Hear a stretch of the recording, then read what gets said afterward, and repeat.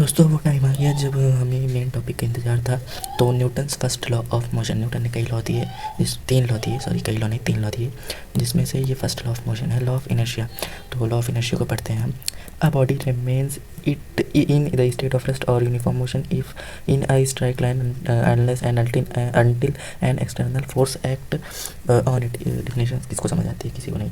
तो हम ऐसे समझते हैं कि Newton first law of motion वो ये कहता है कि कोई भी ऑब्जेक्ट है वो जब तक रेस्ट में है तब तक वो रेस्ट में रहना चाहेगा, जब वो मोशन में है तो वो मोशन में रहना चाहेगा, जब तक उस पर कोई एक्सटर्नल फोर्स एक्ट ना करे। ये सारे एग्जांपल्स हैं, आप इसे पढ़ लीजिएगा। अब बात आती है मोमेंटम की। मोमेंटम को हम ऐसे डिफाइन कर सकते हैं, the product of mass and velocity of any object is called momentum. यहाँ पर देख सकते हैं, the product of velocity and mass is called momentum. Momentum is denoted by P. Momentum का फॉर्मूला मास इंटू वेलोसिटी। तो formula याद कर लीजिएगा, सारे क्वेश्चन यहीं से लगेंगे।